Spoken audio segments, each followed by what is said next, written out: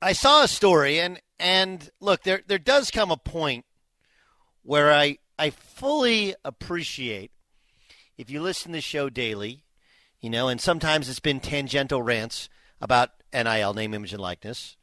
And in those tangential rants, I fully understand that some people are like, man, I don't care that much anymore. I got it.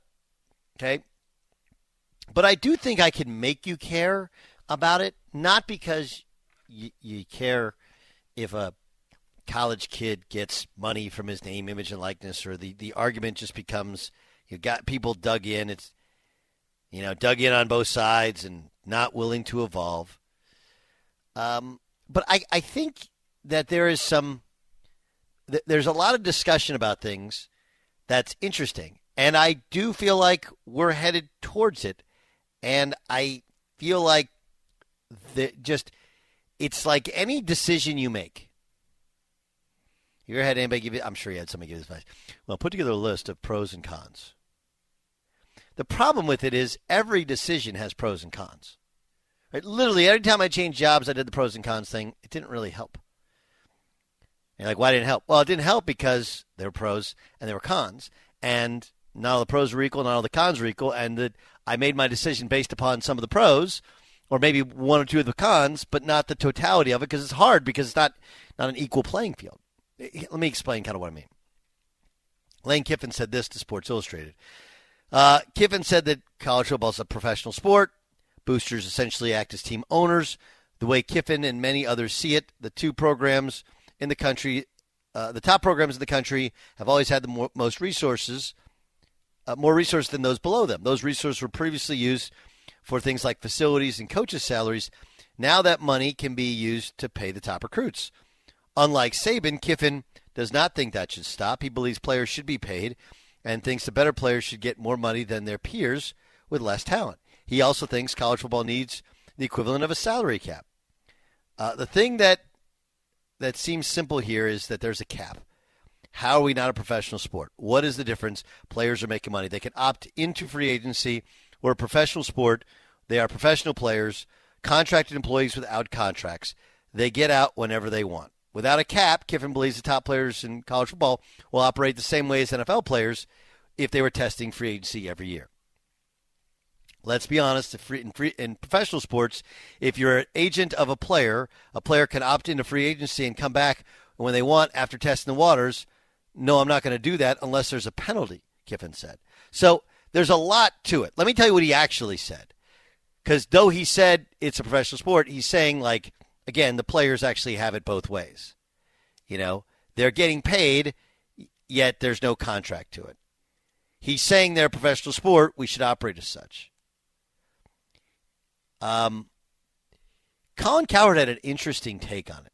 I want to play it for you, and then I'm going to kind of add to it and point out a couple of the holes in the argument. Take a listen. What I'm hearing about the NIL, name, image, likeness, paying players is not sustainable. Lane Kiffin said it's 100% sustainable. When people argue and say there's no way donors are going to come up with money to pay players this much, wait. Those are the same donors that pay coaches $30 to $40 million bucks, and they fire them halfway through the contract. But they're not going to raise $20 million a year for players. It is sustainable. Listen, my whole life, the not sustainable crowd has told me this. These television networks cannot keep paying this kind of money for programming. No, they have my whole life. 6 different networks pay the NFL billions.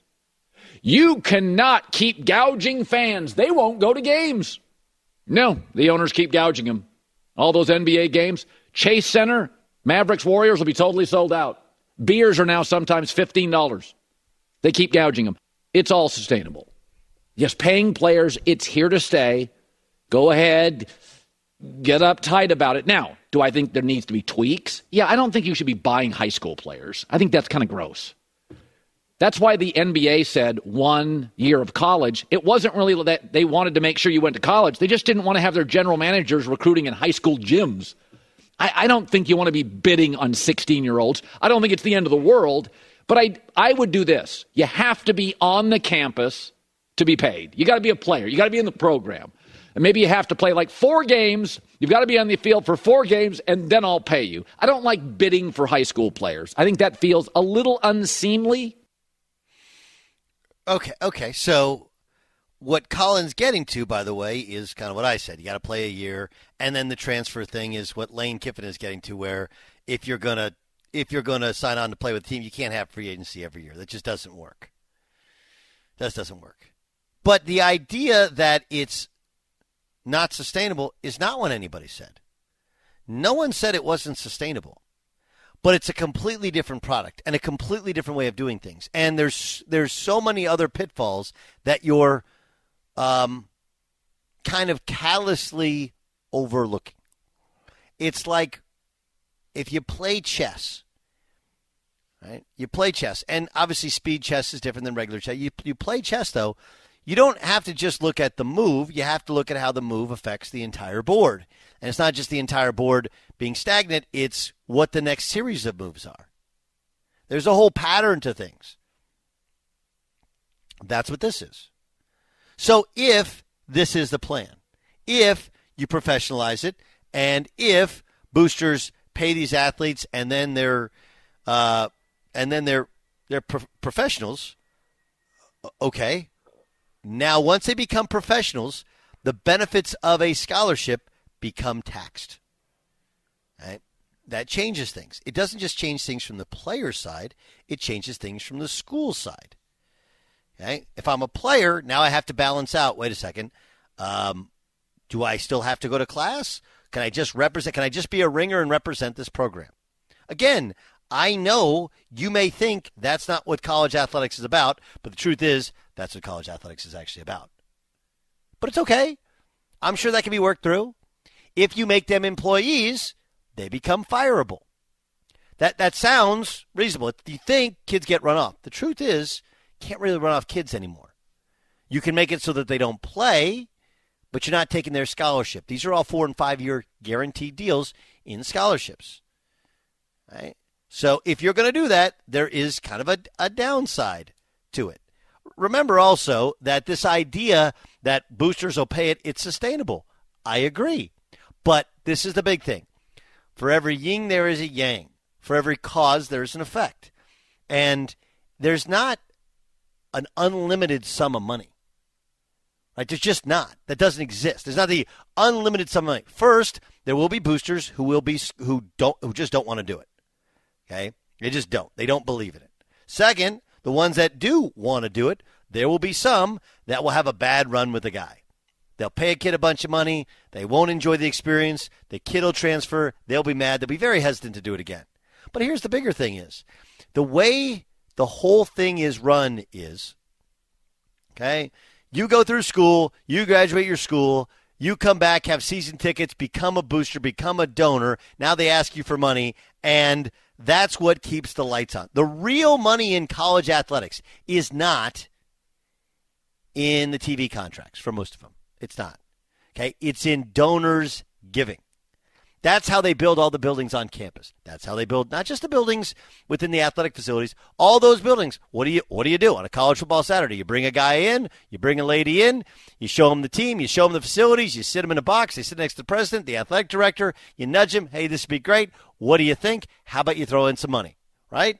And that money doesn't always go to athletics. But if the money that was normally going to athletics becomes focused on recruits, what happens to athletics? You think there's untold sums of money. Again, that's not the way it works. There's also, if you make them professionals, what happens to the Olympic sports? Granted, they don't make money, but Title IX means equal opportunity under the law regardless of gender. How does that get affected? All of these things are part of the cons to the pros, which is just pay the players.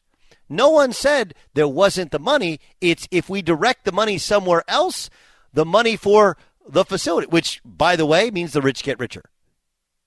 Right? Means there is no change.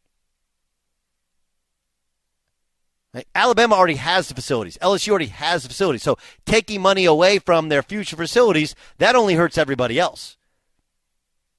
Am I making sense here? So I understand the argument.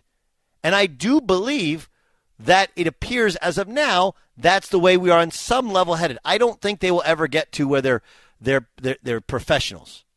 I just think there are way too many other implications and taxes and all this other stuff which you'll do, which you'll have much. By the way, once you become an employee of a university, okay, they can write in their rules that are a lot more strict in terms of when you can leave, okay, what you have to do as far as school is concerned.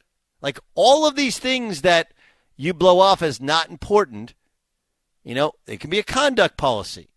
You can be judged and maybe fired based upon what you post on social media. There's a lot of other ancillary things that aren't ever even discussed. And, oh, yeah, by the way, some of these are state-run institutions.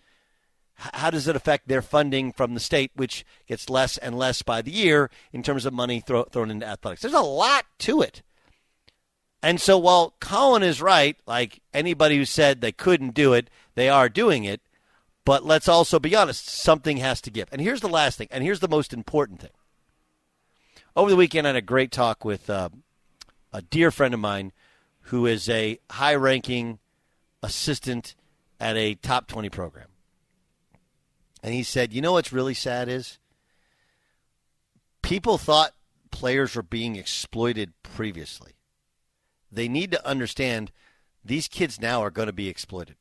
Like he said, in our program and all the programs I've been to, except for one, he's like, look, you come in, and now if you don't perform, we're going to get rid of you. We're paying you all this money. If you're not ready to perform, we're going to get rid of you. And, oh, yeah, by the way, if you don't like the role they have, the money that you're making, whatever, you're moving on as well. And we're taking away the core of the college experience. And as has been pointed out statistically for years and years and years, 99% of those guys, that's what they're actually there for.